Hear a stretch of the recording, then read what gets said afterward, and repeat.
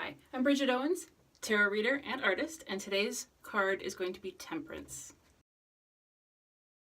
Temperance is an interesting card for me because I am actually, if you've read my blog, you'd know this already, I'm actually a student of alchemy. And if I were to give this card a nickname, I would call it the alchemy card. The keywords that I would choose to sort of sum up the meaning of the upright Temperance card would be synthesis, alchemy, and innovation. It's really about taking black and white and not just creating gray, but creating something better than gray. If I had to give reverse Temperance a nickname, I would call it the black and white card. The keywords I would use to sum up reverse Temperance are polarization, resistance, and separation. In the Rider-Waite, the card is drawn as an angel or a winged being pouring water from one cup to another. I chose to draw the card in a little more modern way as a scientist in a lab, but doing much the same thing, pouring liquids from one container to another. But I also wanted to capture that alchemical symbolism. So the windows, you'll note if you know anything about alchemy, the squaring the circle symbol in the window frames.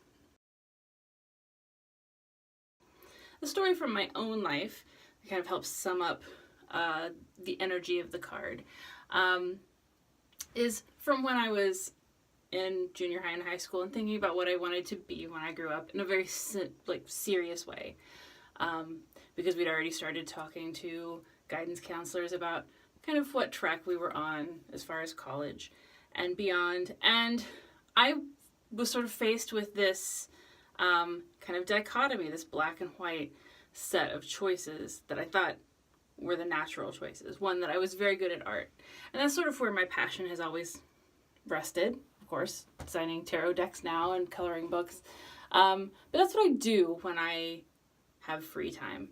So I have a passion for that, but my understanding and the reality is that a lot of artists don't make much of a living if you want to be just a fine artist.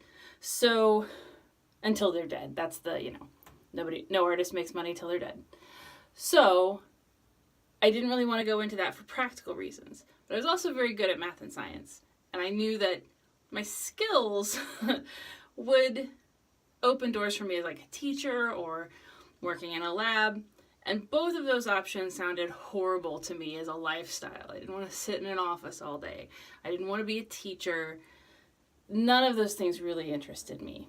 So my brain at the time, I think, already sort of worked in this synthesis kind of way, because my conclusion was that if I combine them and get sort of the best of both worlds, then that's a better solution than either one. So what I ended up with was architecture, because it's design and it's art, and there's going out into the field to, on building sites and actually getting out of the office. It's not just this staring at a computer lifestyle. And it also involves math and science. It's a kind of combination of all of them.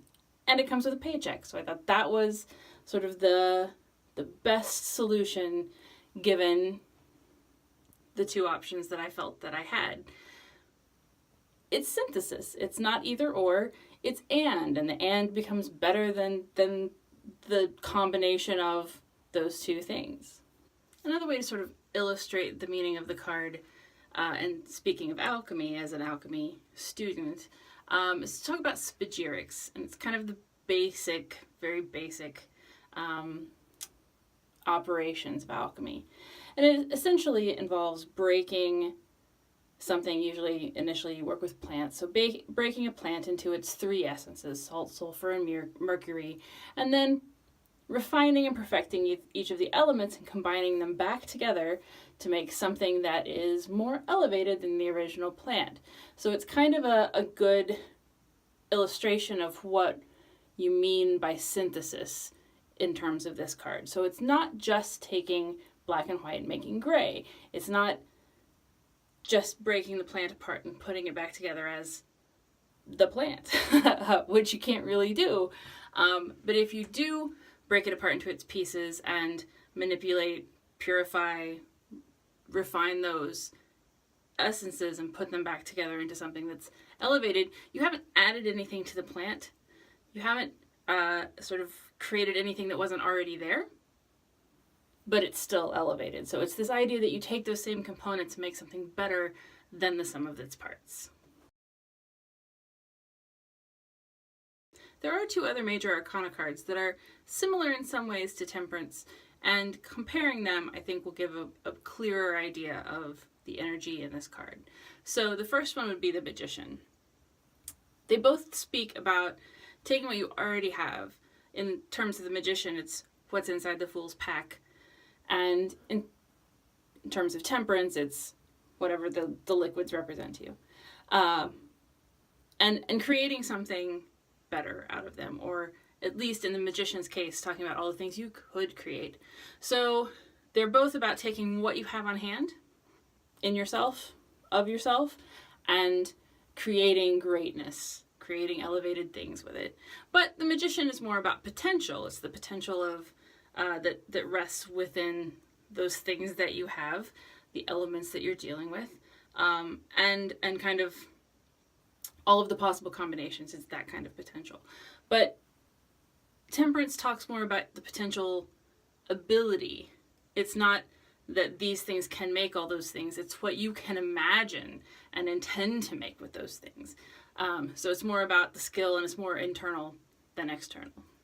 The other major arcana card that relates to Temperance, I think, is Strength, and in kind of an opposite way from the Magician, where the Magician spoke about external and Temperance spoke about internal. In case of Strength, Strength is the internal card and Temperance is the external card. Strength tends to talk about two different sides of yourself, or two different sort of essences in something that's already in something that needs to be balanced rather than blended. Temperance talks kind of about what you have and the potential of things that you have in your resource bin that you can create something out of. So it tends to be a little more external in that sense. I like to use tarot cards to prompt challenges for myself, self-evolutionary challenges, self-improvement challenges.